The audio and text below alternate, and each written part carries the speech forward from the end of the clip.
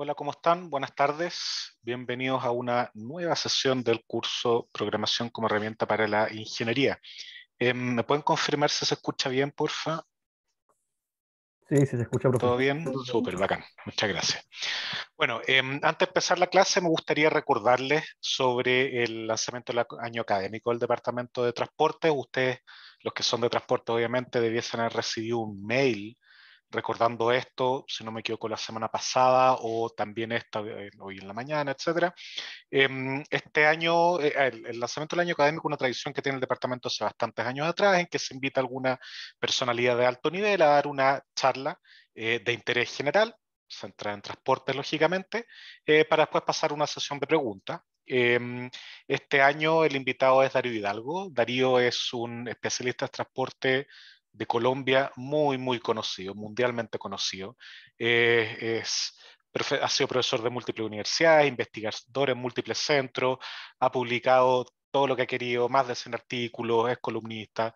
Una persona que, aparte de ser muy bueno, sabe mucho y es muy razonable en sus opiniones. Así que si están interesados en el área de transporte, si son del departamento, vayan, sin duda. Inscríbanse, ya sea por el mail, ocupando el código QR que está en la slide, porque es un rato a la hora de almuerzo, no, o post hora de almuerzo, y de verdad va a ser una charla muy, muy buena, así que los invito a asistir. Esto es una vez al año y no siempre uno tiene invitados de la talla de Darío. Hay que aprovechar las cosas buenas que nos entrega la pandemia, las pocas, son estas de poder tener especialistas haciendo charlas que generalmente uno tiene que ir donde ellos o traerlos, lo que cuesta bastante caro. ¿Ok? Así que eso es este miércoles a las 2, están todos cordialmente invitados, sean o no del Departamento de Transporte, eso da lo mismo, pero esto creo que es de alto interés para la gente que está estudiando en el departamento. ¿Ok? Ya, entonces pasemos a la materia, pasemos a lo que vinimos hoy. Hoy nos toca la segunda parte del capítulo 2, que tiene que ver con técnicas y algoritmos. Esta materia, de cierta manera, cierra lo que es, diría yo, los fundamentos del curso. Ya, este curso, todos saben, tiene 5 unidades, pero las primeras dos son 2 unidades en que ustedes, por un lado, repasamos lo fundamental de intro y luego les agregamos una serie de otras técnicas y estructuras y elementos que permitan que ustedes tengan una formación fuerte en programación, de tal forma que lo que viene después en el curso, ya los siguientes 3 capítulos, que es base de datos, análisis de datos, pues datos geoespaciales, ustedes lo pueden enfrentar bien, ¿ya? ¿Y por qué es importante? Porque después esos 3 temas son los más comunes que ustedes como ingenieros en transportes van a ver en el futuro de sus pegas, ¿ya? A esta altura, pregúntenle a quien le pregunten, todos les van a decir que cualquier ingeniero en transporte tiene que saber programar afuera, o industrial transporte, lo que quieran, pero a esta altura cualquier ingeniero tiene que saber programar, ¿ya? Y en particular la gente de transporte, estas 3 áreas son fundamentales, ¿ok? Entonces por eso nosotros tenemos estos primeros 2 capítulos de fundamentos que, si uno lo compara, por ejemplo, con el curso de programación avanzada, se parece bastante al inicio de ese curso, pero luego ambos cursos divergen profundamente, este tomando un énfasis mucho más fuerte en las herramientas que pueden ser útiles posteriormente. Ya desde ese punto de vista lo que vemos en este curso es bastante más avanzado en tópicos que lo que se ve en programación avanzada. El otro es un curso más fundamental aún. ¿Ok? Así que bueno, como les mencionaba, con esta parte de hoy de técnicas y algoritmos, vamos a dar por cerrada la parte de fundamentos y a partir del siguiente capítulo, que es en 2 semanas más, vamos a ver ya la parte de herramientas, ¿ya? Podremos llamarlo de esa manera, ¿ok? Entonces, esto es otra manera de decir que para muchos la parte más interesante del curso va a empezar ahora, ¿ya? En particular a los que les sale más complicado programar, que yo lo entiendo, o sea, no es fácil volver a programar después de harto tiempo, por ejemplo, o si a uno no le gusta, tener que enfrentarse a eso, pero para esas personas los 3 capítulos que vienen son de todas maneras más entretenidos. Para la gente que sí le gusta programar, y aquí no estoy haciendo un juicio de valor, en el fondo gustos nomás, lo siguiente también va a ser entretenido porque son aplicaciones de lo que ustedes han aprendido hasta el momento. Ya, suficiente cháchara. Entonces, ¿por qué revisamos técnicas de programación? ¿Ya? ¿Qué tienen de importante las técnicas de programación o algoritmos que a veces le llaman? ¿ya? Em, Resulta que para resolver muchos problemas reales, ¿ya? En particular, si ustedes han tomado o van a tomar flujo, ya en redes, van a notar que esto tiene mucha relación.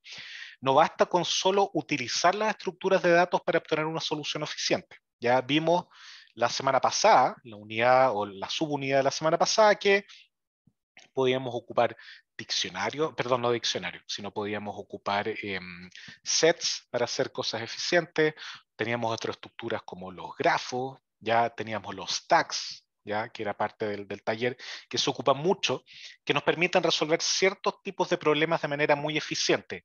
En particular aquellos donde el manejo de los datos, más en particular el almacenamiento, perdón, y la consulta de esos datos tiene que ser muy rápida. ¿Ya? Ahí las estructuras de datos por sí solas ayudan mucho. ¿Ya? Pero en problemas más reales, ¿ya? Más grandes, generalmente se requiere técnicas o algoritmos complejos, ¿ya? Que utilicen estas estructuras para poder solucionar los problemas. ¿Ya? Y generalmente son de formas no triviales. Caso típico, yo voy a modelar las cosas con un grafo, pero necesito recorrer el grafo de cierta manera. ¿Ya? O tengo que encontrar cosas, pero resulta que primero tengo que ordenar los datos para encontrar esas cosas. ¿Ya? Entonces, esta unidad construye muy fuertemente sobre la anterior, ¿ya? Porque ahora vamos a mostrarles, ¿ya? Y ustedes van a practicar procedimientos, técnicas, algoritmos que trabajan sobre estas estructuras de datos, ¿ya? Tal cual como la subunidad pasada o el subcapítulo pasado, la clave para aprender a usar correctamente estas técnicas, ¿ya? Es tratar de resolver una gran cantidad de problemas de distinto tipo con ellas. ¿Ya? Tal cual como las estructuras de datos, nosotros vamos a buscar eh, hacer, programar, al menos ver muchos ejercicios del tipo.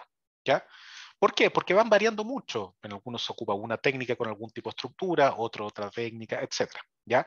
Y de nuevo, mientras más hago, quedo mejor para eso, pero no por memorizar, que es lo que pasaba mucho, supongo que a ustedes les pasó, a mí al menos sí me pasó, cuando tenía los cursos básicos de matemática, cálculo, geometría en esa época, ahora ya no sea álgebra lineal, en que uno terminaba aprendiéndose los ejercicios tipo y muy pocas veces aprendía de verdad la parte fundamental de cómo funcionaban las cosas. Ya uno recién al final lo lograba hacer. Bueno, acá es importante aprender no memorizar, sino tener mucha práctica para ver las distintas maneras en que se pueden aplicar las cosas. ¿Ok? Y eso va a ser el centro de este subcapítulo. ¿Ok?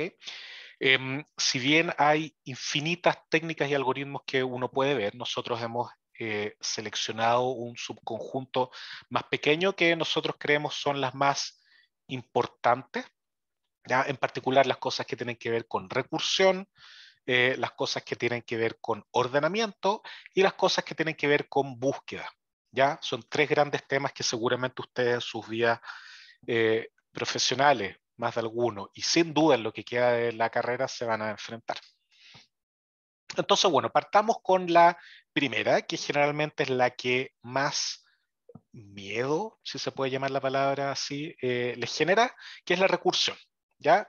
Yo no tengo claro si ustedes ven recursión en Intro a la Progra. Yo cuando tomé Intro a la Progra, sí veíamos recursión, pero era algo que nadie entendía, era como, ah, ya, listo, chao, y se olvidaba. ¿Ya? Porque nadie entendía, era media pregunta en una prueba y chao.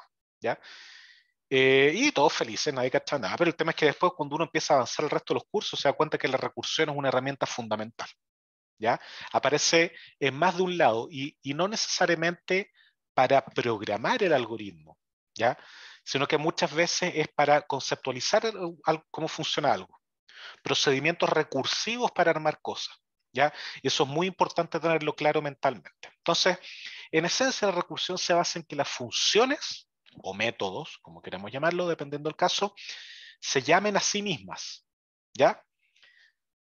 Pero, ¿cuál es la particularidad? Que cada una de estas llamadas a sí mismo ya va a ser con instancias del problema levemente distintas a la vez anterior que fueron llamadas. ¿Ya? No tiene sentido llamarlo con la misma instancia porque voy a estar resolviendo lo mismo. Entonces la gracia es llamarlo con una instancia generalmente más pequeña o más fácil, ¿ya? Y hacer esto, y acá valga la redundancia, recursivamente, ¿ya?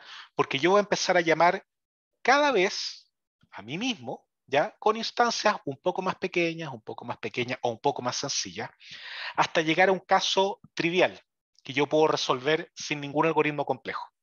Y al hacer eso, se activa la vuelta de la recursión en que yo voy desarrollando las llamadas, ¿ya? La recursión conceptualmente y muchas veces en cuanto a programación es muy práctica, pero es difícil de conceptualizar muchos problemas en eso, ¿ya? Y requiere práctica en su uso.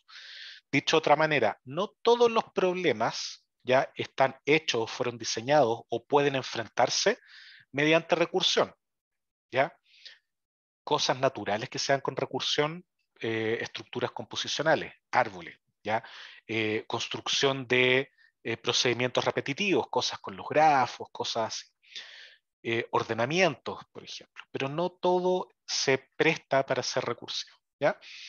Conceptualmente, la recursión se parece mucho a un stack, esto lo discutimos la clase pasada, solo que acá en vez de almacenar datos, ya en un stack, yo almaceno llamadas a funciones, ya un poco más arriba conceptualmente. Yo antes guardaba datos, ahora guardo llamadas a funciones. ¿Qué pasa? Que cuando de este stack, que de verdad existe en el computador, yo saco lo que está en el tope, lo que voy a hacer en vez de leer el dato que está ahí es llamar a la función que se me está indicando ahí con los parámetros que se ponen. ¿Ok? Por eso cambia un poquitito la noción. Ahora, ¿cómo se va ejecutando esto? Como es un stack, va a ser LIFO. ¿Ya? Entonces yo lo último que hice, lo último que metí en el stack, va a ser lo primero que voy a sacar. ¿Ya? Ahora, vamos un poquitito más ejemplificado para que les salga más fácil.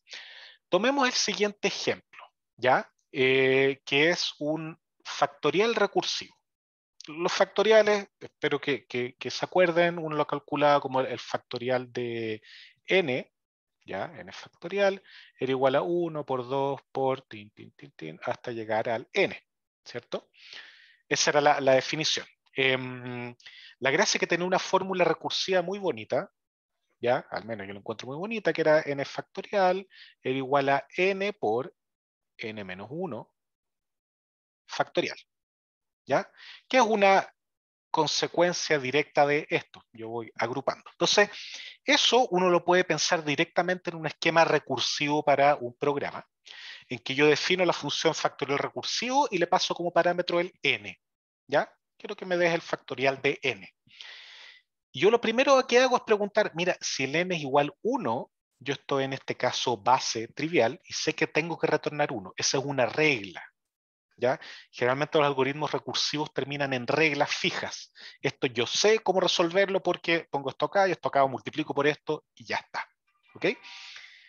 Y si es que no es ese el caso, ¿ya? Porque, a ver, acá no es necesario poner un else, ¿ya? No es necesario. ¿Por qué? Porque si yo me meto a este if al hacer el return, voy a salir de la función, ¿ya? Por lo tanto, si yo me metí acá, nunca va a pasar que voy a ejecutar esto acá. ¿Ya? Eso para que lo tengan claro. Entonces, si yo no me metí a esta sección de acá, voy a pasar a esto, en que voy a retornar directamente n por la llamada recursiva. ¿A quién? A factorial recursivo, pero fíjense, ahora le estoy pasando n-1. Un valor un poquitito más pequeño, ¿ya? Que yo sé cómo calcular. ¿Cómo se calcula? De esta misma forma. Pregunto si es 1, porque el factorial de 1 lo sé. Ahora uno podría decir que yo sé el factorial de 2 también, o el de 5. Podría ser. ¿Ya? Ahí uno va poniendo el caso base como crea necesario. ¿Ya? Y hago esta llamada. ¿Qué va a pasar? ¿Ya? Y aquí esto lo voy a acompañar de un diagrama. Voy a aprovechar de borrar esto para no contaminar la visualización. ¿Ya? Que yo cuando llame a factorial recursivo con un valor un poco menor, de nuevo se va a meter acá, ¿ya? Pero lo va a hacer en una instancia de la función independiente a la anterior. La llamada anterior, digamos la llamada en el tiempo t-1, va a quedar guardada, ¿ya? ¿Dónde va a quedar guardada? Digamos en el stack, en este stack que tiene el sistema operativo por detrás, ¿ya? Queda guardado, porque yo ahora voy a ejecutar otro llamado a la función que es totalmente independiente al anterior. ¿Ya? Entonces, lo que va a pasar es que yo voy a tener el factorial de 5, como en este ejemplo acá, y yo al llamar al factorial de 5 internamente ¿qué otra cosa se va a llamar dentro de esa llamada? Ya, perdonen que ocupe tanto llamada. Si yo me factorial recursivo, fact de 5, como le puse acá, ¿ya? Dentro de fact de 5, ¿a quién se va a llamar también? Ya, Benja dice factorial 4, 3, 2, 1. Ya, pero ojo, está pseudo correcto. Lo que yo estoy diciendo es, en factorial de 5, solo se va a llamar a factorial de 4. Eso, como dice Valentina. ¿Ya? ¿Por qué? Porque luego factorial de 4 es el que va a tener la responsabilidad de llamar a factorial de 3. Esto es súper importante tenerlo claro. Cada llamada a una función, si es recursiva, luego va a llamar a una cantidad, digamos, acotada de sí mismo, pero con problemas un poco menores. ¿Ya? Entonces no tenemos que darle la responsabilidad a factorial de 5 de llamar a factorial de 4, de 3, de 2 y 1. Porque si no el algoritmo en vez de ser recursivo pasa a ser iterativo. ¿Ya? Entonces hay que tener claro eso. Ahora, factorial de 3 lógicamente va a llamar al factorial de 2, factorial de 2 va a llamar al factorial de 1. Pero cuando llamo al factorial de 1 y estoy acá con n igual 1, me voy a dar cuenta de que esto sí se cumple y voy a retornar 1. ¿Ya? Por lo tanto, acá el retorno va a ser el valor 1. ¿Ya? Y todos estos tipos de acá, factorial de 2, 3, 4 y 5, no habían retornado. No habían terminado, estaban esperando en el stack a que fuese su turno de vuelta de responder. ¿Ok? Ahora, imagínense, el fact de 2 recibe acá, porque aquí esto va a ser 2 por factorial recursivo de 1. ¿Ya? Esa fue la llamada dentro del fact de 2. Este tipo de acá lo voy a simplificar y me va a retornar 1. Por lo tanto, ¿qué es lo que va a retornar fact de 2? Va a ser 2 por el retorno de factorial de 1. Y el retorno de factorial de 1 era 1. Por lo tanto, lo que va a retornar este tipo acá es un 2. Voy a hacer la flecha un poco más pequeña. Va a ser un 2. ¿Ok? Ah, fantástico. Entonces, yo cuando llegue de nuevo acá, voy a tener 3 por la llamada al factorial recursivo de n-1. Vimos que el factorial recursivo de 2 era 2, por lo tanto va a ser 3 por 2. Acá voy a retornar 6. ¿Ya? Y aquí lo mismo, voy a tener 4 por 6. ¿Ya? Por lo tanto acá voy a retornar 24. ¿Ya? Y después voy a tomar acá 5 por 24. ¿Ya? Por lo tanto, el resultado final que va a responder este tipo acá va a ser 120. ¿Ya? Entonces, de nuevo, aquí quise ir bien lento para ir paso por paso. Acá, perdón, voy a poner estas flechitas que me faltaron. Esencialmente estamos dando la responsabilidad a una función de llamarse a sí misma con una instancia un poquitito más pequeña. ¿Ya? Con el fin de ir resolviendo un problema cada vez más fácil. Y una vez que tengo la solución, empiezo a armar hacia arriba. ¿Ya? Pero esto requiere dos cosas esenciales. Una, tener un caso base definido. Y dos, saber resolver el problema en base a una instancia un poco más pequeña. ¿Ya? Y a los más asiduos al álgebra. ¿A qué se parece esto? ¿A qué herramienta algebraica muy potente se parece la recursión? Algo que se ocupa para demostrar teoremas. Inducción, exactamente, súper bien Fernando Iván. Es muy parecido a la inducción, ¿ya? Acá yo estoy poniendo un caso base y luego una manera de resolver el problema un tamaño más arriba o un tamaño más abajo, como queramos verlo, ¿ya? Tiene mucha relación con la inducción. De hecho, hay un área en la ciencia de la computación más teórica que se encarga de demostrar el correcto funcionamiento de los programas. ¿Ya? Uno puede demostrar que un programa funciona o no funciona, etc. Y eso, una de las herramientas principales es la inducción estructural, ¿ya? Una herramienta muy potente. Ya, entonces, yo, si bien la forma anterior de explicar la recursión es la típica, que se ven todos los textos, etc., apela a que para uno es muy sencillo imaginarse esta estructura de stack en el cerebro y poder hacer las cosas así y todos contentos, ¿ya? Pero en práctica no es tan así. ¿ya? Es complicado visualizar la recursión, ¿ya? Sobre todo, y ustedes vieron en el material del curso, no solo hay recursión lineal, hay recursión de árbol, recursión estructurada, ¿ya? Y ahí sí que hace complicado las cosas. Entonces, ok, uno puede hacerse un dibujito, etcétera, eso sirve, pero muchas veces hay otra manera de imaginarse las cosas, ¿ya? Así que yo en esta clase en general, los otros semestres, enseño otra manera de ver la recursión, que yo preparando esta clase hace un par de semestres atrás la encontré y me pareció bastante interesante, ¿ya? Porque es muy buena para eh, esquematizar o sistematizar la manera de aplicar la recursión al principio, ¿ya? Cuando uno no está acostumbrado. Luego uno puede hacerlo como le pinte, ¿ya? Entonces esto implica 3 pasos, ¿ya? Y quiero que me pesquen porque de repente algunos son como un salto al vacío, pero vamos a ir explicándolos claramente. Entonces, imagínense, yo tengo esto que es mi factorial recursivo, ya la función que recién vimos.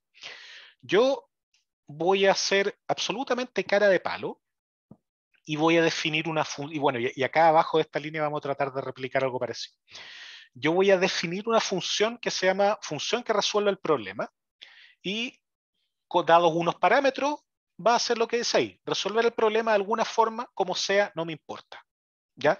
Y yo solo la voy a definir ahí, ¿ya? No voy a especificar el contenido, yo asumo que existe una función casi mágica, un oráculo, que dado los parámetros del problema, lo resuelve. ¿Ya? Listo, no nos pasemos más cosas por la cabeza. Obviamente algo así no existe, pero para este esquema vamos a ver que es muy valioso imaginar, al principio al menos, que existe una función que resuelve el problema, ¿ya? Y que recibe los parámetros del problema y me da la solución. ¿Ok? En el fondo, esta interfaz es análogo a lo que nosotros les pedimos en los talleres. Una función que resuelve el problema con ciertas características. Bueno, esta es la función, ¿ya? Pero acá vienen los pasos interesantes. Yo voy a alterar, modificar un poquitito esta función, ¿ya? La función que resuelve el problema, para que además de los parámetros, ¿ya? Yo le entregue el tamaño de la instancia que quiero que resuelva, ¿ya? Y vamos a partir con un tamaño n, ¿ya? Genérico, sin pérdida general. Entonces hace lo mismo que antes, resuelve el problema de alguna forma, como sea, no importa, pero para tamaño n, ¿ya? Nosotros le estamos indicando qué tamaño tiene el problema que queremos que resuelva. Ya, y acá empezamos a relacionar un poquitito con la recursión. Yo además de esta función de acá, voy a definir una segunda función que se llama función que dada la solución para n-1 resuelve para n. ¿Ya? O sea, esencialmente toma una solución parcial para un tamaño 1 menor y la transformo de alguna manera para que me entregue la solución para n. ¿Ya? Eso es algo que uno podría imaginar que es bastante asible. ¿Ya? En el caso del factorial recursivo, esta función sería tomar la solución de tamaño n y multiplicarla, perdón, de tamaño n-1 y multiplicarla por n. Esa sería la función que resuelve que dado para n-1, resuelve para n. ¿Ya? No, para todos los problemas en general uno puede definir una función de ese tipo. ¿Y qué va a recibir como parámetros? Bueno, va a recibir los parámetros del problema, lógico, el tamaño n que yo quiero que resuelva, ¿ya? Y la solución n-1, ¿ya? Y ahora, adelantémonos un poquitito. ¿De dónde creen que voy a sacar yo esta solución n-1? ¿De dónde puedo sacarla? ¿Ya? Porque asumimos que esto lo podemos hacer. La función que da solución para n-1 resuelve para n. ¿De qué otra función que yo he definido podría sacar esta solución n-1? ¿Qué se le ocurre? La que resuelve el problema. Exacto. Dado que yo tengo una función que resuelve el problema, ¿ya? En particular puede resolver para n-1. Entonces yo llamaría a esta función que resuelve el problema con parámetros, ¿ya? Coma n-1. Y con eso obtengo la solución para n-1. ¿Ya? Todo muy directo hasta el momento. Perfecto. ¿Ya? Entonces, luego voy a tener dos funciones utilitarias. Una que me dice que, dado el tamaño del problema, me responde si la instancia es trivial de solucionar. ¿Ya? Y luego otra solución utilitaria que me calcula la solución de caso base ¿ya? Dado los parámetros y el tamaño del problema. ¿Ya? Entonces, la forma de utilizar esto es, primero pregunto si la instancia es trivial, y si es trivial le digo, ok, dame la solución de caso base. Si no es trivial, ejecuto otra cosa. ¿Ya? ¿Y cuál sería esa otra cosa? Y es el cuerpo de la función que viene a continuación, que yo le puse función más humilde. ¿Y por qué es más humilde? Porque no es tan bacán como esta función que, oye, tírame el problema y yo te lo resuelvo. Ya, esto es una función un poco más humilde que dice, mira, yo primero voy a verificar si la instancia es trivial por parámetro. ¿Ya? Yo voy a decir instancia es trivial por tamaño, n, y si es que efectivamente es trivial por tamaño, voy a retornar la solución de caso base para el tamaño n. ¿Ya? Ningún misterio ahí. Me deja preguntar el chat, ¿el caso base no debe ser independiente del n? Es que tú puedes tener varios casos base. ¿Ya? Uno podría tenerlo en cierto tamaño, pero podría ser, ¿ya? O sea, yo, no está mal lo que dice, yo podría haberme ahorrado esto, ¿ya? Y haber dicho solución caso base, parámetro, ¿ya? Pero si tenéis varios tamaños, es mejor especificarlo, ¿ya? Va a depender del problema. Ya, perfecto. Entonces, con eso tenemos la solución al caso base. Fíjense que yo, y esto es clásico en la recursión, yo retorno la solución. ¿Por qué retorno la solución? Y aquí voy a retroceder un poco, para que esto de acá tenga sentido. Porque yo estoy retornando acá y el resultado anterior lo voy a utilizar. ¿Ya? Ahora, no es obligatorio retornar el resultado. Yo podría pasarle un parámetro acá donde almacenar las cosas. Pero en general es mejor retornar el resultado. ¿Ok? Ya, entonces estábamos acá. Ahora, si es que no estoy en el caso base, ¿qué es lo que voy a hacer? Bueno, le digo a la función bacán que resuelve el problema, ok, dado los parámetros, resuélveme para n-1, ¿ya? Y almaceno eso en una variable que se llama solución n-1. Y luego, ¿qué es lo que voy a retornar? Bueno, función que dada la solución para n-1, resuelve para n, ¿ya? Esta función de acá. ¿Ya? ¿Por qué? Porque tenemos la solución para n-1, sabemos cómo construir la solución para n dado n-1, bueno, llamamos a esa función. ¿Ok? Entonces acá uno haciendo las analogías, todavía no podemos hacer la analogía con esto acá arriba, ¿ya? La analogía completa. Pero en el fondo estamos diciendo, si estoy en caso base, retorno la solución del caso base. Instancia trivial, otra manera de decirlo, ¿ya? Si no estoy en eso, le pido a mi función mágica que me dé la solución para n-1, y dado que yo tengo una función que dado n-1 resuelve para n, retorno eso. ¿Ya? Es medio alambicado, ¿ya? Pero estamos de acuerdo en que funciona. ¿Ya? Por eso le puse función más humilde, porque en realidad es más humilde, menos bacán que esta de acá. Pero también resuelve el problema. ¿Ok? Y acá viene la, entre comillas, magia, ¿ya? O el salto de fe, o en que me tratan como chanta, ¿ya? Tómenlo como quieran. Pero yo voy a llegar y voy a borrar esta función. Carepalo. Digo, esta función no me sirve. Y es terrible porque me dicen, la función en que tú estás basando toda tu solución, esta función que resuelve el problema, ya no la necesitáis. Chuta, ¿cómo es eso? ¿Ya? Y aquí viene lo interesante. En vez de llamar a la función que resuelve el problema, ¿ya? Yo voy a llamar a la misma función más humilde, ¿ya? Con n-1. ¿Ya? Y aquí viene la reflexión. ¿Por qué me sirve llamar a la función n-1? O sea, perdón, sí, bien digo, ¿por qué me sirve llamar a la función más humilde con parámetro n-1? ¿Por qué es eso análogo a haber tenido a la función que resuelve el problema? ¿A alguien se le ocurre por qué? Las dos al final sirven para resolver lo mismo. Ya, pero ¿qué es la característica particular? Porque la función que resuelve el problema, la que estaba acá, nosotros no tenemos idea de lo que hacía, pero puede ser que haya sido recursiva, no lo sé. Pero me entrega el resultado. Esta de acá, ¿cuándo entrega el resultado? Esa es otra manera de preguntarlo. ¿En qué momento la función más humilde entrega el resultado? N-1. Ahí. Claro, n-1, ¿ya? Pero resulta que yo voy a llamar la función más humilde con el n-1. ¿Qué va a pasar con el n-1? ¿Ya? Y Cuando ahí llegue Juan base. da algunos, perdón que interrumpa, están dando la solución correcta. Cuando llegue al caso base, ¿ya? Yo voy a seguir llamando mi función más humilde, ¿ya?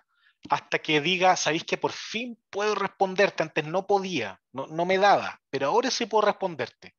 Pero como yo tengo esta función que da la solución, perdón, los chuecos, que dado la función para n-1 resuelvo para n, recursivamente voy a ir construyendo a partir de los sucesivos n-1. ¿Ya? Vicente, tú estás con la mano arriba. Sí, profe, una pregunta más de sintaxis, que cuando se pone, por ejemplo, en la línea que dice if instancia guión bajo estudiar por tamaño, eso es como por default que el if lo compara a un true. Es por default, ¿qué cosa? Lo último que dijiste no te Como alcancé a escuchar. que si compara si es un true, el booleano es true, o O sea, a ver, todo lo que yo estoy diciendo acá lo inventé yo en el sentido de que no son ni una esta función de Python, ¿ya?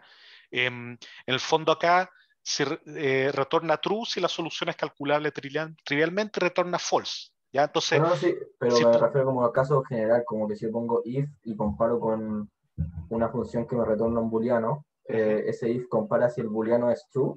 sí, exacto, sí. Eso sería análogo a hacer esto igual true. Sí, perdón, no Vaya, había perfecto. entendido tu pregunta. Sí, exactamente, por defecto es eso. De hecho, uno puede hacer ordinarieces como poner, retornar números, ¿ya? Y el cero es false y todo el resto es true. Ya uno puede aprovecharse de eso, ¿ya? Entonces, Ya, gracias. de nada. Entonces acá esencialmente lo que estamos haciendo es, como tenemos un caso base, podemos recurrir o hacer esta recursión todas las veces que queramos hasta llegar a ese caso base. Y una vez que lo tengamos, dado que sabemos cómo construir de vuelta las cosas, vamos paso a paso armando la solución completa. ¿Ya? Entonces acá la recursión no es magia, sino que en el fondo yo paso a paso voy reduciendo y luego paso a paso voy construyendo. ¿Ya? La magia viene en el fondo de que cuando yo vuelvo de esto, por ejemplo en este return o en este return, yo vuelvo a caer en la misma función, ¿ya? Pero ahí es cuando este diagrama de acá es muy importante. Vuelvo a caer en la misma función, pero no con los mismos parámetros, ¿ya? Fue una llamada con el factorial de 1, otra llamada con el factorial de 2, etcétera, ¿ya? Eso es súper importante tenerlo claro, ¿ya? Y eso generalmente ayuda a conceptualizar mejor esto, ¿ok? Ya, más dudas de recursión, ¿ya? No, yo sé que no es fácil esto, para nada, requiere práctica, ¿ya? Profe, Dime, no me quedó tan claro lo que va en el return. en el return, ya, perfecto. A ver, el return del caso base, ese sí, ¿cierto? Ese no hay Sí, problema. Ya, el último. el último, ya, perfecto. Entonces, ¿qué es lo que estoy haciendo acá? Voy a retroceder un poco para que... No, ahí, ¿ya? ¿Qué es lo que estoy haciendo? Yo estoy diciendo, mira, yo tengo acá la solución n-1, ¿ya? ¿Por qué la tengo? Porque yo sé que mi función más humilde, ¿ya? Va a ir hasta que tenga el caso trivial. De hecho, hagamos la analogía, ¿ya? Esto fue factorial de 2, ¿ya? Yo creo que esta es la manera más fácil de verlo, ¿ya? Fue factorial de 2. Entonces, nosotros nos preguntamos, ¿es 2 el caso base? No, no es el caso base, por lo tanto, no nos vamos por este lado, ¿ya? Entonces decimos, solución n-1, llamo a mi misma función, pero ahora va a ser con el 1. Esto va a ser el llamado a fact de 1, ¿ya? Cuando nos metemos a factorial de 1, esto sí lo retorna, ¿ya? Porque es caso base. Por lo tanto, solución n-1, va a ser igual a 1 cuando yo esté en el factorial de 2, ¿ya? Entonces lo que voy a hacer después es solución n-1, que yo sé que es 1, ¿ya? N, esto es 1, esto es 2, y acá los parámetros, que en este caso el factorial no los necesitamos, ¿ya? Entonces, en el caso del factorial, ¿cuál sería la función que dada la solución para n-1 resuelve para n? Sería simplemente esto de acá. ¿Ya? Entonces, esta línea de acá es esencialmente esa línea de ahí. ¿Por qué? Porque la función va a ser el producto, lo que va a ser esta función por dentro, va a ser n por el n-1 factorial. ¿Ya? Que ese n-1 factorial es el que viene acá. ¿Ya? Entonces yo ahí voy a retornar un número, que es la solución para 2. ¿Ya? Ahora, perdón, acá el enredo, cuando yo esté en factorial de 3, ¿ya? Y el factorial de 3 recibe acá la solución del factorial de 2, yo estoy seguro que va a estar bien, porque ya construí hacia atrás el factorial de 1. Entonces acá de nuevo voy a hacer esto. Ya, yo tengo que multiplicar n, que en este caso es 3, por la solución que yo tenía antes, la solución n-1. Y es importante que tengan presente, solución n-1 siempre va cambiando, pero no es la misma variable. ¿Ya? Las variables, y acá se relaciona con lo que conversamos la clase pasada, las variables son, llamémosla, privadas para cada una de las llamadas a la función. ¿Ya? O sea, el n que está en factorial de 2 es distinto al que está en el factorial de 1 internamente y no se pisan uno al otro. ¿Ya? Cuando son variables. ¿Ya? Ahora, si yo paso como parámetro una lista, lamentablemente sí puedo pisar los elementos de la lista, ¿ya? Pero no es el caso acá, ¿ok? No sé si Isidora se te quedó un poco más claro ahora con la explicación. Sí, muy claro, gracias. Ya, bacán, qué bueno. Verá. Ya, más consultas. Nada más al parecer. Vamos a seguir con la recursión, porque todavía nos queda lo de backtracking, de ir y conquistar, que sigue siendo recursión, ¿ya? Entonces vamos con eso y si van saliendo dudas ahí las voy respondiendo. Entonces, segunda técnica, backtracking, que debe ser la que causa más terror en los alumnos, ¿ya? Backtracking es esencialmente búsqueda con recursión eficiente, ¿ya? Backtracking es búsqueda. Yo voy a buscar cosas en algún lado, buscar soluciones a mi problema, ¿ya? Pero con una recursión eficiente, ¿ya? ¿Qué es lo que pasa? ¿Por qué se hace así? Porque muchas veces cuando yo hago recursión sin hacerlo de manera inteligente, termino abriendo un árbol de recursión, ¿ya? Como el que vieron en la materia del curso, ¿ya? Que es enormemente grande, ¿ya? Y yo para encontrar una solución tengo que recorrer todo el árbol de recursión, ¿ya? Y eso generalmente es exponencial, es demasiado grande, ¿ya? Entonces, ¿qué es lo que hacemos acá en backtracking? Yo voy a, además de tener los parámetros, etcétera, almacenar el estado en que yo estoy, ¿ya? El estado válido, la solución parcial válida en que yo estoy, ¿ya? Y voy a modificar esa solución de alguna manera, con lo que llamamos una movida válida, ¿ya? Si más adelante me doy cuenta que esa solución no era válida, ¿ya? Voy a voy a recuperar el estado anterior que yo tenía guardado, ¿ya? Que lo guardé acá, y voy a partir de nuevo desde ahí, porque sé que lo que había hecho está mal, ¿ya? Y esto también puede entenderse como un stack, pero en este caso, en vez de meter todas las llamadas recursivas al stack, ¿ya? Yo voy a almacenar, o mejor dicho, voy a evitar meter las llamadas que yo sé que no me van a dar soluciones, ¿ya? Por ejemplo, yo sé que de este nodo del grafo a partir de ahí no es una ruta óptima, porque la revisé antes.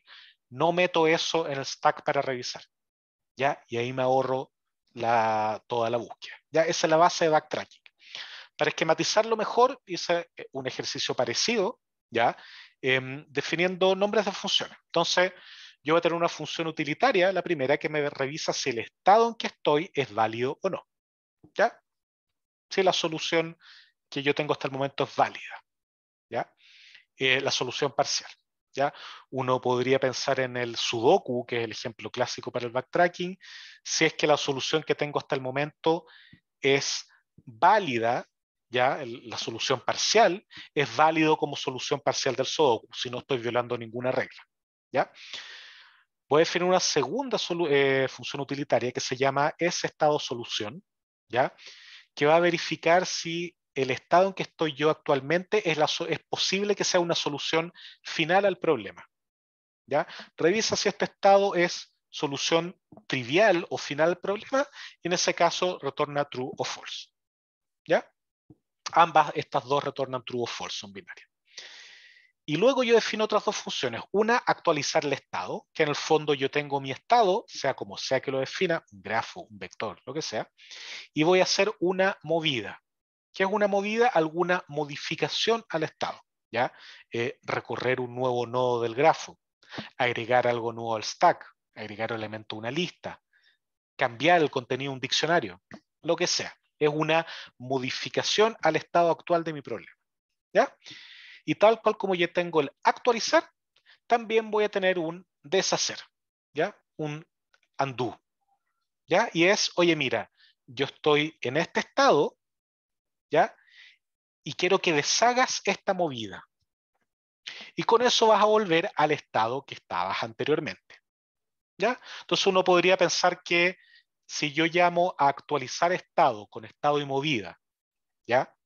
El estado que me genera, luego llamo deshacer última movida con la misma movida, puede retornar a tal cual como estaba antes. ¿Ok? Y teniendo eso, el backtracking es casi trivial. ¿Por qué? Porque yo defino la función recursiva resolver, ¿ya? Donde primero voy a preguntar si el estado en que estoy es válido o no, ¿ya?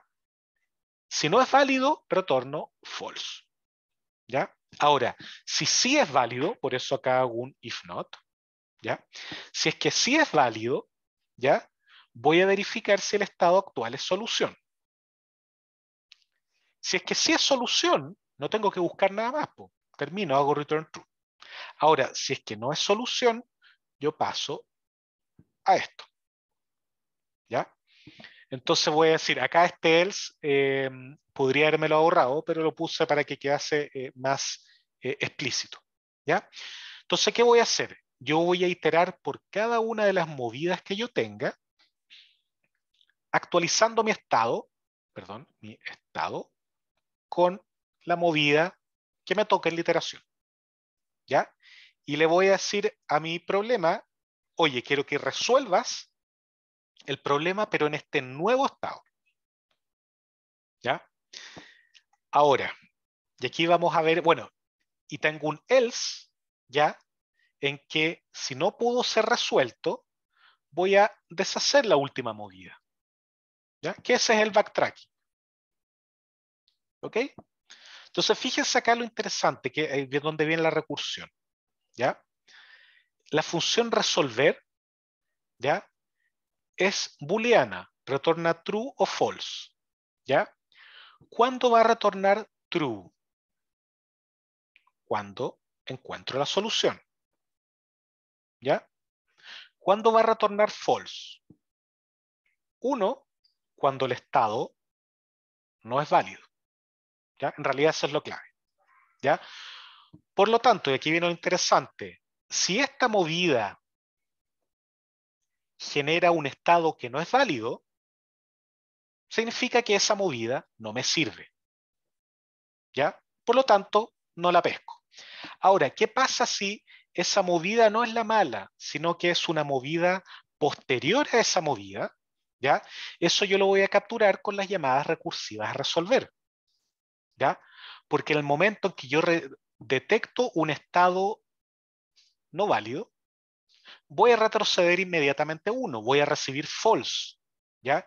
¿Y qué es lo que pasa cuando yo recibo false? Deshago la última movida, pero solo la última, ¿ya? ¿Por qué? Porque puede haber otra movida que sí sea útil desde ese mismo punto, ¿ya? Ahora, si ninguna es útil, si en el estado en que estoy, ninguna de las movidas que tengo es útil, voy a retornar false. Eso significa que desde ese estado no puedo llegar a una solución válida, por lo tanto tengo que deshacer ese estado, ¿ya? ¿Por qué? Porque al retornar false acá, yo voy a caer inmediatamente acá, en la función que me había llamado antes recursivamente, y voy a deshacer la movida. ¿Ya? Entonces, quitando todas las ramas de esto, si retorno false, deshago la movida. Si retorno true, significa que todo lo que yo revisé de ahí para adentro está bien. ¿Ya? O que estoy en un caso base.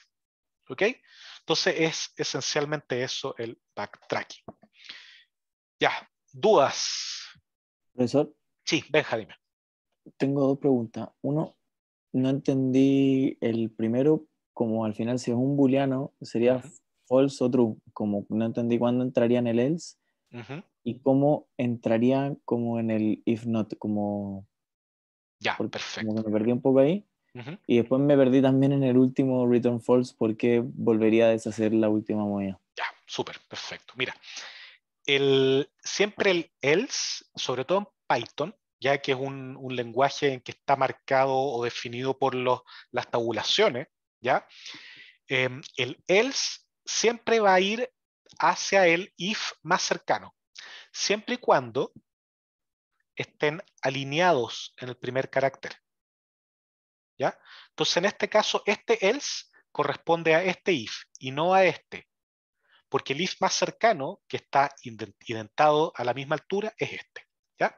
Entonces, si este estado no es válido, ¿ya?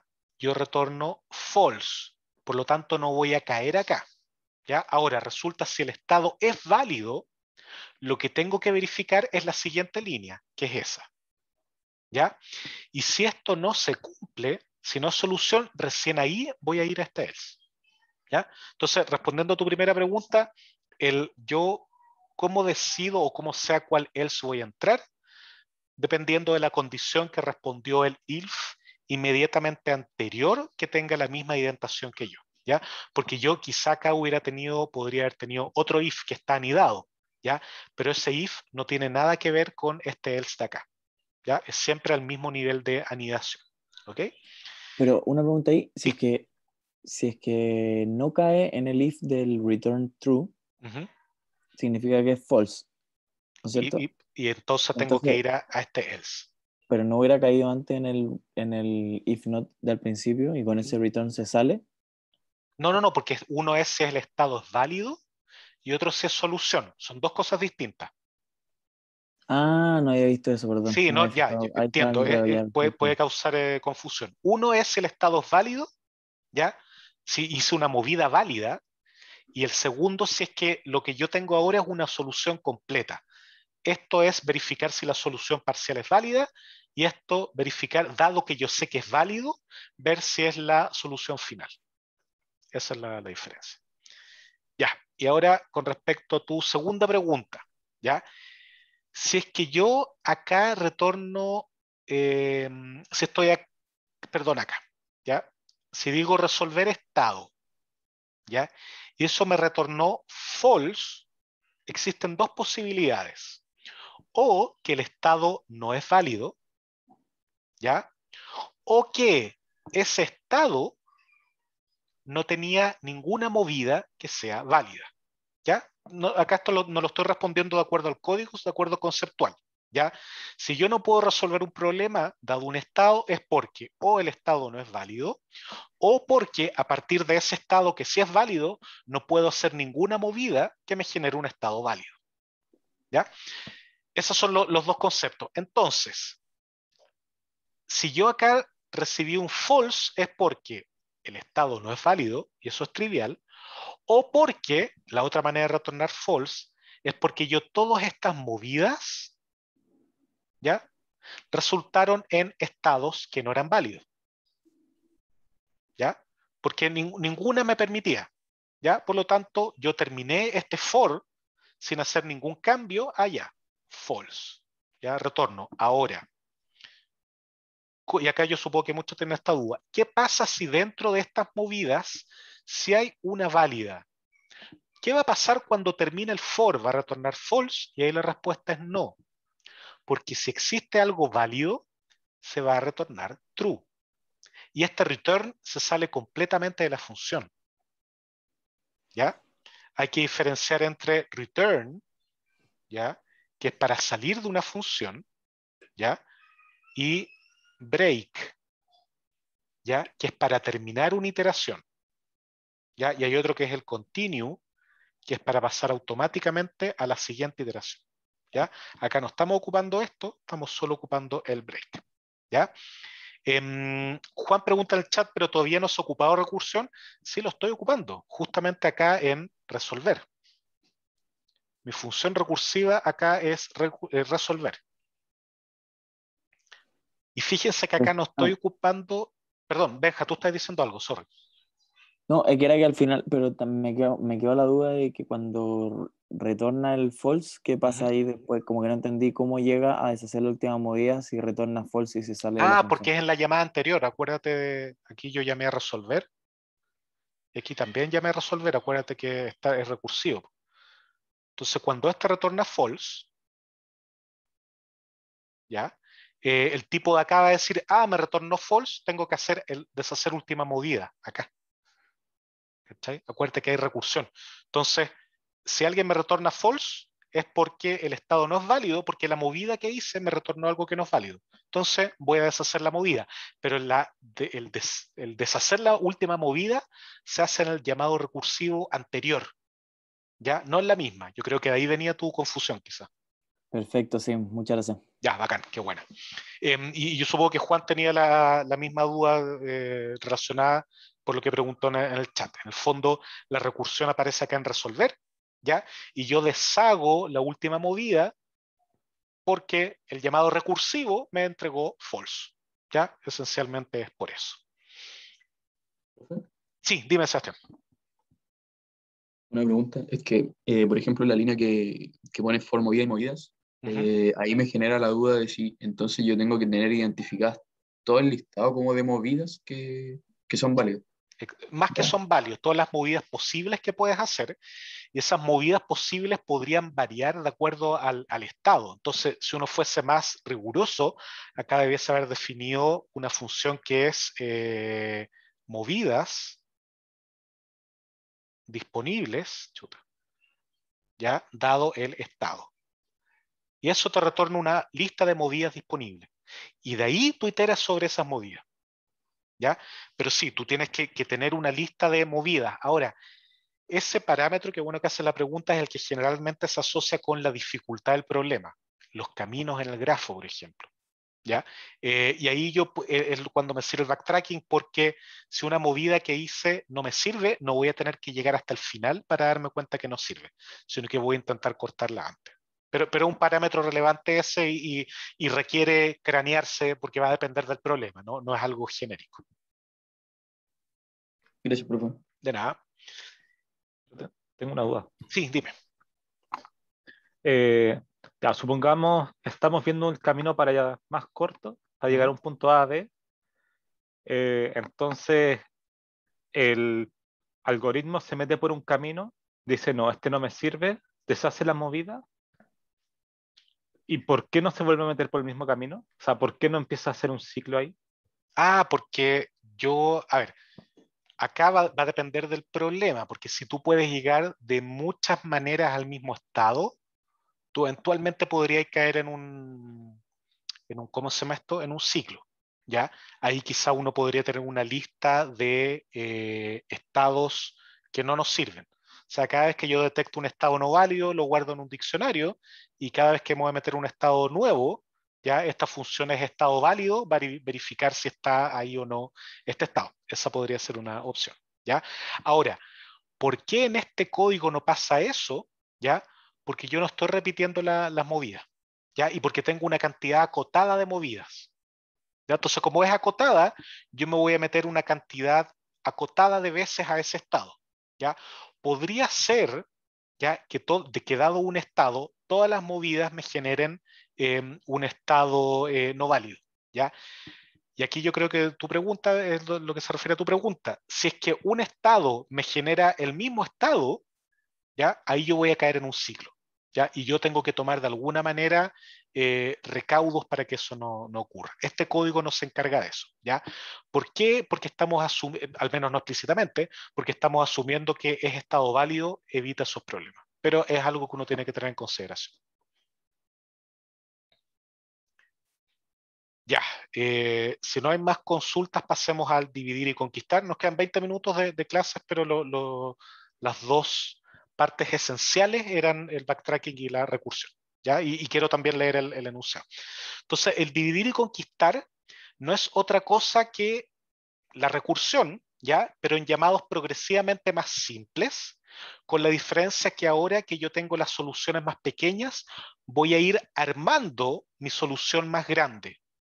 ¿Ya? Es muy parecido al factorial recursivo. ¿Ya? Entonces, yo ya llamo a problemas, subproblemas más pequeños. En general, estos problemas más pequeños como que particionan el problema grande, hasta que llego a un caso trivial y luego voy a ir combinando los resultados. Y esta es la parte complicada. ¿Ya? Siguiendo la misma idea de antes, acá lo voy a pasar más rápido que antes. Yo digo, tengo una función que es para combinar soluciones parciales, ¿ya? Donde tengo las soluciones parciales y el tamaño n actual del problema. Y tal como tengo combinar problemas, yo puedo también dividir el problema, ¿ya? Se ha dado los parámetros del problema y el tamaño actual del problema, le digo a esta función, divídeme el problema de alguna manera que tú creas, ¿ya? Entonces, ¿cómo funciona el dividir y conquistar? Yo digo, mira, si mi instancia es trivial por tamaño, acá no puse la función, pero es lo mismo que habíamos visto antes, retorno el resultado, ¿ya? Porque sé calcularlo, es una instancia trivial, retorno, ¿ya? Ahora, si es que no es trivial, ¿qué es lo que voy a hacer? Voy a dividir el problema, ¿ya? Y voy a iterar por cada uno de los subproblemas que me genera la función dividir problema, ¿ya? Y cada uno de esos subproblemas lo voy a resolver aquí con el llamado recursivo, ¿ya? ¿Y qué parámetros tiene? Bueno, subproblema.parámetros, qué tamaño tiene subproblema.n, ¿ya?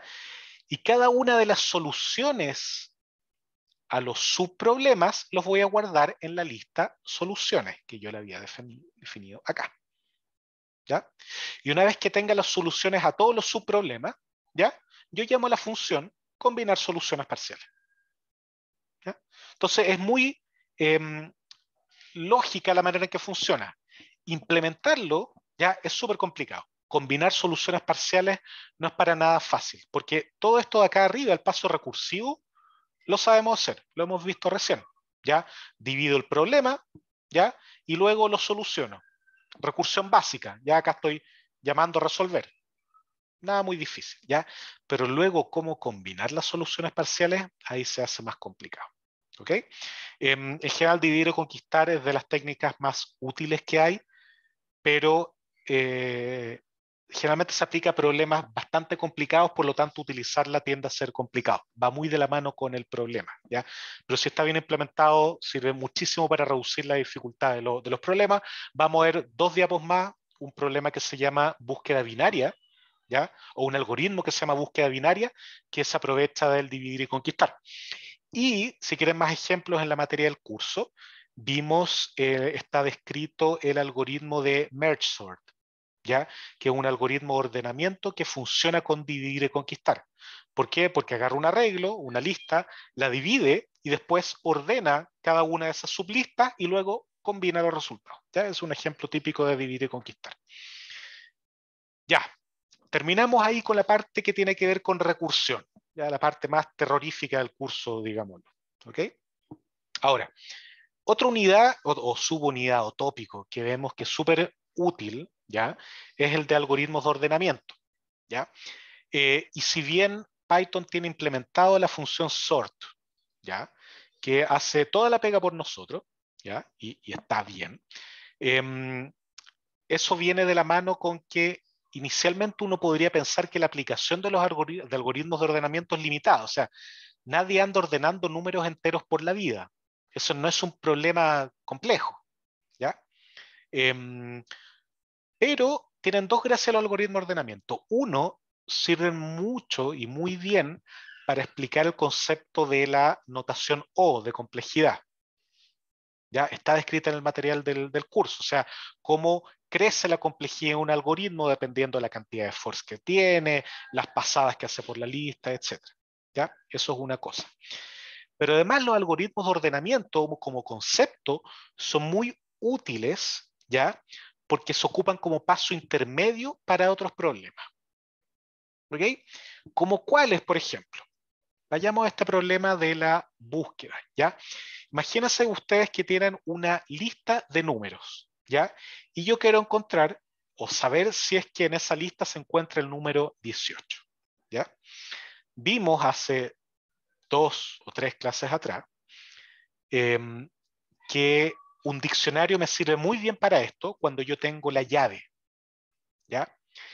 Pero si no tengo la llave y yo tengo las cosas almacenadas en una lista, tengo que ir elemento a elemento de la lista, verificando en este caso si está el 18. O sea, yo voy a verificar el 7, el 1, el 4, el 15, el 2 y llega al 18. Fantástico, lo encontré. ¿Ya? Por lo tanto, y aquí hablemos en notación O, la búsqueda de un número en una lista, ¿qué complejidad tiene? O de cuánto es. O de n, exactamente, súper bien, varios, ¿ya? José, Iván, otro José y José Tomás, ¿ya? Son 2 José Ignacio, que era el mismo, perdón, era el mismo José Ignacio que respondió a veces, ¿ya? Entonces es O de n. ¿Por qué n? Porque si n es el tamaño de esta lista, ¿ya? Yo en el peor caso voy a tener que verificar n valores, ¿ya? Para encontrar la solución. ¿Ok? De ahí viene el O de n en este caso. ¿Ya? Ahora alguien me podría decir, sí, pues, pero es que en promedio, en realidad va a ser O de n medios, ¿cierto?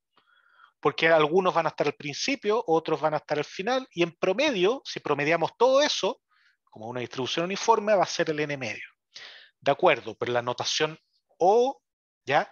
Le preocupan los órdenes del polinomio. Esto uno dice es O de C, una constante por n. ¿Ya? Y para simplificar, y como yo estoy viendo el orden, he hecho esa constante y digo ya es O de n nomás.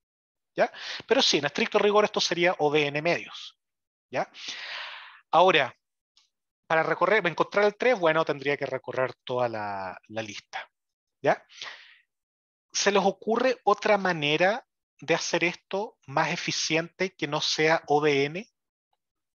Pensando en los algoritmos de ordenamiento, ¿para qué nos podrían servir los algoritmos de ordenamiento?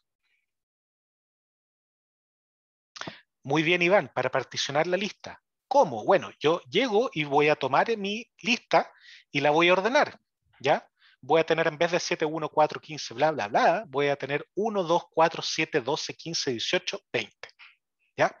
Entonces, cuando a mí me pregunten por el número 3, ¿qué es lo que voy a hacer yo? Voy a ir a la mitad de la lista. Yo en tiempo O de 1, tiempo constante, sé cuál es la mitad de la lista, porque yo sé el tamaño de la lista, y voy a preguntar si el número que está ahí es el 3 o no es el 3. ¿Ya?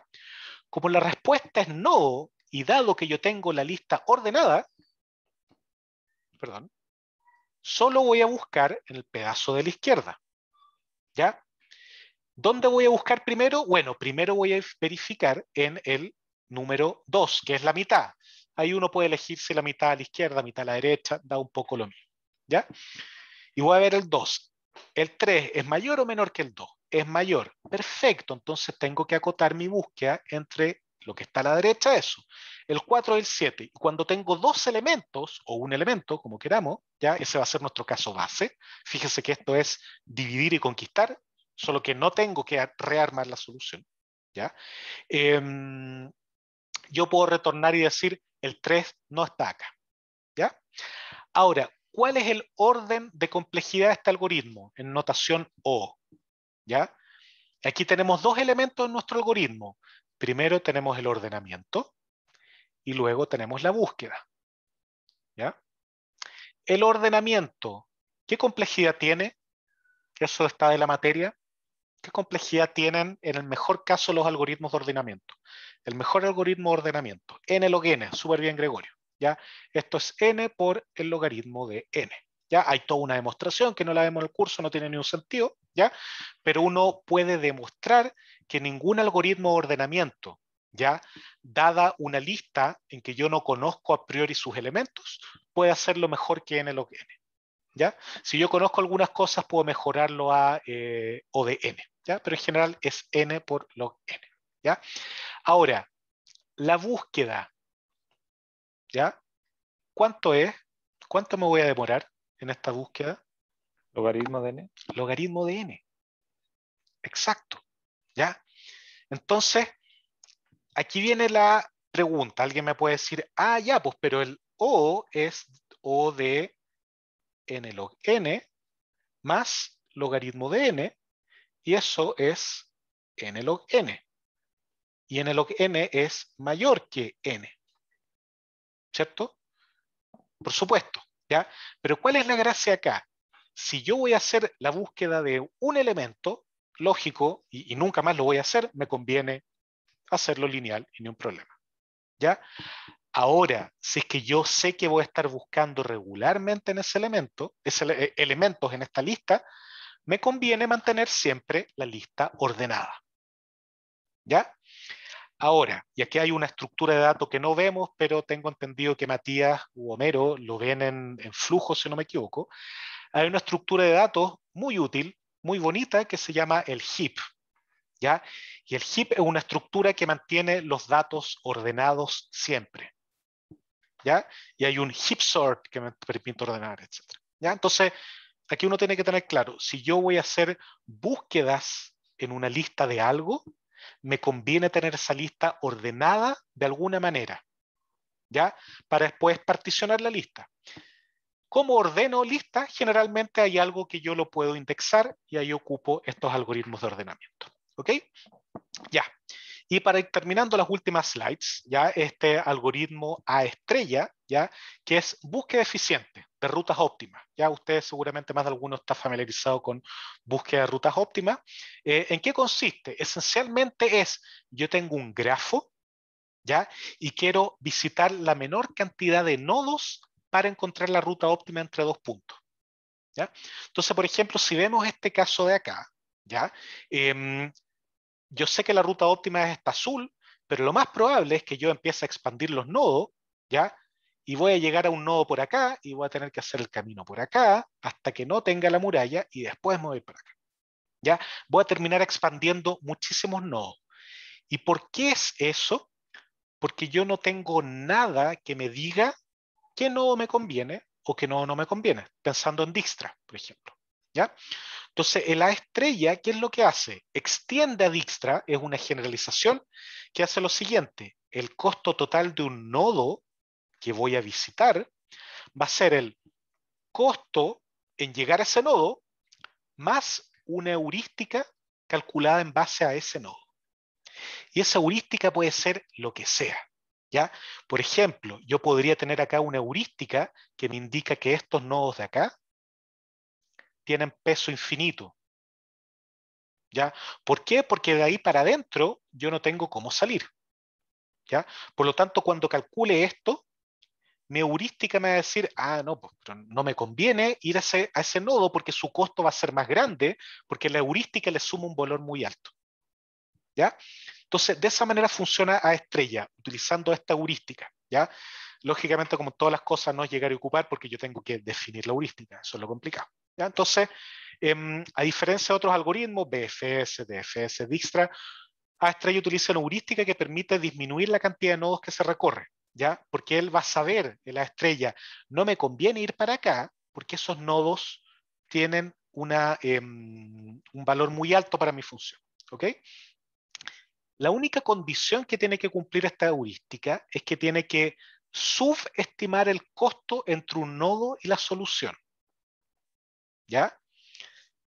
¿Por qué esto la solución o la demostración es completamente teórica, pero en el fondo la heurística le está indicando uno de cuánto para arriba va a ser el costo de lo que yo voy a hacer, ¿ya? No puede ser menor que eso, ¿ya? Porque, y gracias a que me elimina todos esos nodos que no puede ser menor el valor, es que yo no los reviso, ¿ya? ¿Cuál es el punto? Es que si yo, mi heurística sobreestima el costo, no voy a estar considerando todas las soluciones que tienen un valor menor, ¿Ya? Ese es el motivo intuitivo. ¿Ya? Entonces, uno, ¿qué es lo que hace? Uno va a tratar de encontrar una heurística que subestime el costo entre un nodo y la solución, ya que sea menor al costo real. Estimaciones. ¿Ya? ¿Qué es lo que pasa si uno no logra encontrar una heurística que subestime y sobreestima? A estrella, curiosamente, funciona más rápido, pero no hay garantías de que vaya a encontrar la solución óptima. Me demoro menos, pero mi solución no es óptima. Es un trade-off que uno tiene que correr. ¿Ok? Ahora, ¿cuándo ocupar a estrella? ¿Ya? Cada vez que haya que buscar algo, ¿ya? Cada vez que en los problemas diga búsqueda y yo puedo plantear ese problema como un grafo, ¿ya? Uno instantáneamente tiene que pensar en una estrella, al tiro. Es lejos lo más eficiente. Por ejemplo, este juego, el Snakes and Ladders, que nosotros lo preguntamos de otra manera hace un par de semestres, ¿ya? Esto a primera vista uno dice, pero ¿por qué hacer un grafo? ¿Qué estáis hablando? Pero luego uno podría decir, mira, yo voy del 1 al 2, al 3, al 4, al 5 con la tirada del dado, ¿ya? Tengo 6 posibilidades para llegar del 1 al... Puedo llegar con una tirada desde el 1, puedo llegar del 2 al 7, ¿ok? Cada uno de estos aquí, si me salió 1, si me salió 2, bla, bla, bla, bla, ¿ya? Y eso lo puedo denotar como un grafo, ¿ya? Los arcos del grafo son el número que me dio en el dado, ¿ya? Y el nodo al que llego es a la posición en que yo llegué en el tablero, ¿ya? Pero tenemos este tipo de cosas como las escaleras que me llevan de acá al 6 al 27, y yo en ese caso mi grafo lo codifico de esta manera, ¿ya? Una línea entre el 1 y el 27 en que a mí me había salido 5, ¿ya? Entonces ahí yo puedo construir un grafo que yo puedo revisar con A estrella, ¿ya? Pero acá viene el tema. ¿Qué heurística puedo utilizar para este caso? ¿Ya? No es fácil, ¿ya? No hay una heurística básica. Uno podría pensar en la cantidad de filas del tablero que me quedan, pero eso a veces va a subestimar, otras veces no, etcétera. Ahí es un trade-off. ¿Y a qué me refiero con esto? Es que no se urjan, no se preocupen si es que no se les ocurre una heurística que subestime a la primera. Busquen una heurística razonable que ojalá la mayoría de las veces subestime y ejecuten con eso y vean qué tal les va, ¿ya? Y después van a llegar a una mejor heurística, ¿ok? Entonces, no se frenen en el uso de la estrella porque no tienen al tiro a priori una heurística que subestima, ¿ok? Ya, y esa es la materia. Entonces, mientras ustedes, si tienen preguntas, me las hacen, yo voy a compartir el enunciado del taller para que lo podamos discutir muy rápidamente antes de pasar a Discord. ¿Ya? No sé si hay alguna duda. Profe, Sí, José, que, cuéntame. la duda, eso sí, no es con respecto a la materia, pero con respecto a los talleres, que en el programa sale que se consideran los 7 mejores para el cálculo de la nota participación. Ajá. Cada taller es un promedio, no sé, vos, por ejemplo, taller 1A y taller 1B. No, cada uno es O- independiente. Sí, nosotros lo ya, pusimos ahí netamente para identificarlo con la materia. No, pero cada uno son 9 talleres, 1A, 1B, 2A, 2B, etcétera, porque va a haber, no me acuerdo exactamente qué materia tiene un solo taller por la semana de receso, si no me equivoco. ¿Ya? Pero cada uno es independiente. ya, en total, ¿cuántos talleres son? Son 9, si no me 9 ya. equivoco. Está en el programa, pero creo que son 9. Ya, muchas gracias. De nada. Ya, a ver, Diego pregunta en el chat, profesor, no tiene mucho que ver con la materia, pero en los talleres nos dice que hagamos como mínimo el ejercicio 1. ¿Qué pasa si tengo el 1 muy malo, no lo hice, pero tengo el 2 bueno? Excelente pregunta. No se me había ocurrido, ¿ya? Si llegase a pasar eso, yo creo que no hay ningún problema en que tú mandes a recorregir, ¿ya? Para que te lo consideremos bueno, ¿ya? ¿Por qué? Porque la idea de los talleres es que sea una especie de asistencia, un poquitito más, que en el fondo refleje que ustedes han ido avanzando en el estudio. Pero los ayudantes corrigen solo eso, para que esto sea rápido, ¿ya? De la manera más rápida posible. Entonces, si tienes el 1 malo, pero el 2 bueno, lo más probable es que el ayudante no te lo haya corregido, ¿ya? En una de esas sí, ¿ya? que quizá no te lo haya corregido y haya pasado largo. Si ese es el caso, tú mandas una solicitud de recorrección, porque me parece, no lo habíamos pensado, pero me parece muy razonable si alguien logra tener eso bien. ¿Okay? María Gracia pregunta cuándo van a estar las notas de la actividad 1, lo más pronto posible. ¿Ya? Recuerden que son 15 días hábiles lo que da la universidad como tiempo. Seguramente va a estar antes de eso, va a estar muy pronto. ¿Ya? Así que estamos apuntando a tenerlo lo más rápido posible. ¿Okay? Ya, si no hay más dudas. Mira, ahí Pablo está contestando. ¿Ya? Commit, estoy subiendo por mientras el enunciado para que los que quieran vayan al tiro. Taller 2P. Y hago el git push. Ya, entonces vamos a ir rápidamente para que no perdamos tiempo. Lo del principio es lo mismo de siempre. Por favor, obedezcan las reglas. Preocúpense de entregar en las carpetas adecuadas. Eso es fundamental para evitar malos ratos, principalmente ustedes que ven, hoy tengo un 1, pero bla, bla, bla. ¿Ya? Entonces, problema 1, que es el esencial. El problema 2, no lo voy a discutir acá por tiempo, ¿ya? Pero es algo que hemos revisado en semestres anteriores. Incluso puede ser que esté la solución en semestres anteriores o muy parecida, ¿ya? Pero la idea es que ustedes hagan este problema para estudiar, ¿ya? Porque vamos a pedir el problema de nuevo, el problema 1 como asistencia, ¿ya? Entonces, por tiempo vamos a centrar en el 1, y si tienen dudas del 2 y llegan a eso, los voy viendo por Discord, ¿ya? Entonces, el ejercicio 1 es profundidad de un árbol binario, ¿ya? Nosotros les pedimos que escriban un programa que calcule mediante recursión la profundidad de un árbol binario, es decir, el camino más largo desde el nodo raíz hasta un nodo hoja, el más largo, ¿ok? Entonces, queremos que empaquen el algoritmo en una función que reciba como argumento una lista de tuplas de 3 elementos, ¿ya? Que denotan el nodo padre, nodo hijo izquierdo y nodo hijo derecho. ¿Ya? En el fondo lo que le estamos pidiendo es, deme un segundo, es que tal cual como acá, ¿ya? Si yo les digo tupla 0, 1, 2, significa que tengo el nodo 0, que tiene como hijo al nodo 1, hijo izquierdo al nodo 1 e hijo derecho al nodo 2. ¿Ya? Eso significa la tupla 0, 1, 2. ¿Ya? Ahora, cada nodo se va a identificar de manera única con un número natural. ¿Ya? O sea, cada vez que acá diga 1, se está refiriendo al nodo 1. ¿Ok? La ausencia de un hijo, ¿de acuerdo? Para un nodo padre, será representada a través de non. ¿Ya? O sea, yo cada vez que diga non, por ejemplo, este de acá, voy a borrar, este de acá implica que 1 tiene como hijo izquierdo a, se la flecha mejor, tiene como hijo izquierdo a 3, pero no tiene hijo derecho. ¿Ok? ¿Ya? Mientras que los nodos hoja no van a tener asociado ninguna tupla donde ellos estén como nodo padre. ¿Ya? Si se fijan, acá 3 es un nodo hoja, porque no hay ningún otro nodo que parta con el 3. ¿Ok? Eso es para aclarar. Y para facilitar el desarrollo pueden asumir que la primera tupla de la lista de tuplas que les vamos a entregar es el nodo raíz. ¿Ya? Pueden asumir eso. Entonces este es el nodo raíz. ¿Ya? Sin ningún problema. La función debe retornar un número natural que indique la profundidad del árbol. ¿Ya? Y es recursivo. Acá no es a estrella, acá es recursión simple. ¿Ya? ¿Cómo va a estar empaquetado todo esto? Bueno, vamos a entregarle una lista de tuplas de esta manera. ¿Ya? Y eso va a ser para nosotros el árbol. Tienen que definir la función profundidad árbol binario, que va a recibir como árbol. Y acá, esto es un typo que lo voy a corregir ahora, que me habían dicho y se me olvidó.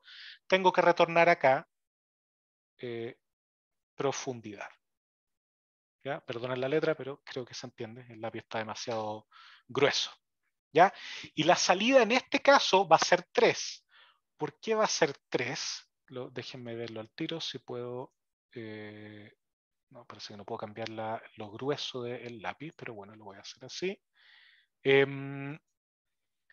Parte con 0, 1, 2. Tengo 0, 1 y 2. ¿Ya? Luego tengo 1, 3 y non, por lo tanto hijo izquierdo el 3 y ahí nada más. Luego tengo 2, 4, 5, 4 a la izquierda, 5 a la derecha. Y finalmente tengo 4, non y 6. 4 a la izquierda no tengo nada y a la derecha tengo el 6. Este era un 5. ¿ya? Por lo tanto, la profundidad máxima del árbol es 1, 2, 3. ¿Ya? Si llego hasta el 5 es 1, 2. Si llego hasta el 3 es 1, 2. Si llego hasta el 6 es 3. ¿Ya? Por eso la respuesta de este es 3. ¿Ok? Ya, ese es el ejercicio. Esto es recursión. Es bastante sencilla la recursión. Tienen que empezar un poquitito en un árbol y qué caso voy a hacer como caso recursivo, etc. ¿Ya? Este es el ejercicio 1, el que tiene que desarrollar es lo de la asistencia o lo del resultado parcial del taller, y el ejercicio 2 de los grupos de estudio queda como ejercicio propuesto para que lo puedan resolver. ¿Ya? Tomas preguntas, se asume que siempre va a haber uno que sea más largo. Tú puede haber más, pero tú retornas uno de los que sea más largo. ¿Ya? En el fondo no importa si tú si hay 2 que tienen 3, retornáis 3, porque a mí no me interesa el camino más largo, sino que la profundidad. ¿Ya? Camilo pregunta, ¿la lista de tuplas aparte de la raíz podría estar desordenada? Sí, podría estar desordenada. ¿Ya? No hay ningún orden a priori que no, salvo que el primer nodo raíz, no hay ningún otro orden. ¿Ya? O sea, yo podría haber puesto este antes y seguiría siendo igual de válido. ¿Ya? ¿Por qué? Porque me interesa mucho que ustedes no resuelvan el problema en base al input, sino que ocupen algún tipo de estructura de datos para organizar el árbol. ¿Ya? Ahí pueden basarse en cualquiera que hayan visto hasta ahora. ¿Ya? ¿Alguna otra duda para que tengan, no sé, al menos 5 minutos de descanso? Las slides están arriba. Sí, ya las subí, Diego, que acaba de preguntar por el chat. Las subí junto con el enunciado. ¿Ni una duda más? Ya, bueno, entonces descansen un rato, estos 5 minutos, pasamos a Discord. Yo me voy a conectar ahí lo antes posible para ir a las dudas. ¿Qué les recomiendo? Tal cual como les explicamos en la clase anterior. Piensen primero en el problema, esquematícenlo, háganse un par de casos sencillos, piensen cómo hacer la recursión y después se tiran a programar. No partan al tiro, ¿ok? Resuélvanlo, digamos, en lápiz y papel y después se tiran, ¿ok? Eso, nos vemos en un rato más, cuídense, chao, chao.